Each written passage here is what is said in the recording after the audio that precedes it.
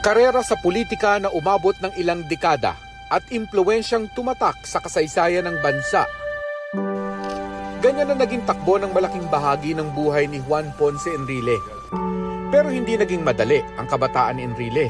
Base mismo sa kanyang pagkukwento, ipinanganak sa Gonzaga, Cagayan noong February 14, 1924. Namulat siya sa kahirapan at naranasang mangisda at magsilbi sa iba't ibang tao para makapag-aral. Matapos ang mahigit 2 dekada, natuntun niya sa Maynila ang tunay na ama na mula pala sa isang prominenteng pamilya. Ang hiniling daw niya sa kanilang pagkikita, ang makapag-aral. Nakapagtapos si Enrile ng abogasya bilang cum laude sa Universidad ng Pilipinas at nagka-master sa Harvard Law School. Lumago ang kanyang karera bilang abogado at propesor at naging senior partner sa kanilang law office.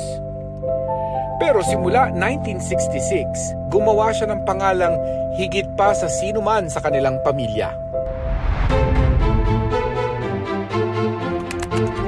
Naging undersecretary at kalaunay acting secretary ng Department of Finance noong administrasyon ni dating Pangulong Ferdinand Marcos Sr. Nagsilbi rin siyang Justice at Defense Secretary sa ilalim ng parehong administrasyon. Ang kanyang pangalan, tila kadikit na mga kontrobersya. Nang ideklara noon ni dating Pangulong Marcos ang batas militar, isa sa mga idinahilan niya ay ang umano'y ambush ng mga rebeldeng grupo sa nooy Defense Minister na si Enrile. Dalawa ang bersyon niyan sa kasaysayan na parehong galing kay Enrile. May puntong inamin niyang peke at palabas lang ang enkwentro. Pero kalaunan ay iginiit niyang totoo. That's silly because martial law is already going on. Why should I fake my ambush to justify martial law when it was already on? Irreversible.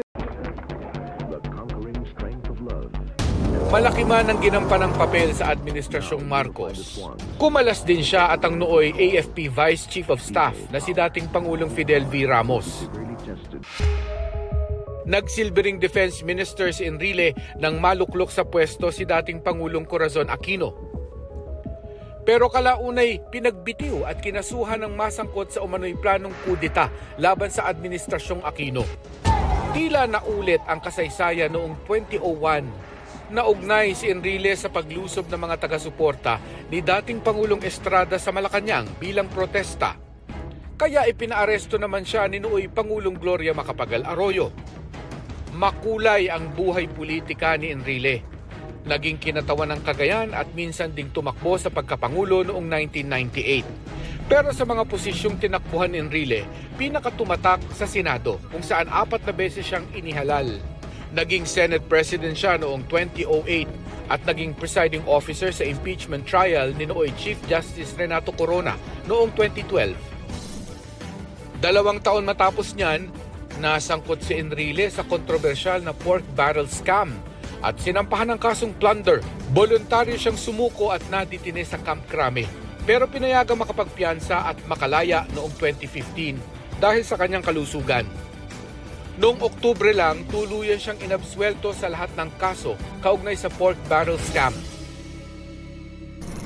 Bago ang kanyang pagpanaw, nagsilbi bilang Chief Presidential Legal Counsel si Enrile para kay Pangulong Bongbong Marcos. 8 administrasyon sa loob ng halos 6 na dekada, nagkaroon ng iba't ibang papel sa kasaysayan ng bansa si Juan Ponce Enrile. At sa kanyang pagpanaw sa edad na 101, hindi maikakaila ang kanyang marka na nararamdaman hanggang sa mga susunod pang dekada. Para sa GMA Integrated News, ako si Mark Salazar, ang inyong saksi. Mga kapuso, maging una sa saksi. Mag-subscribe sa GMA Integrated News sa YouTube para sa iba't ibang balita.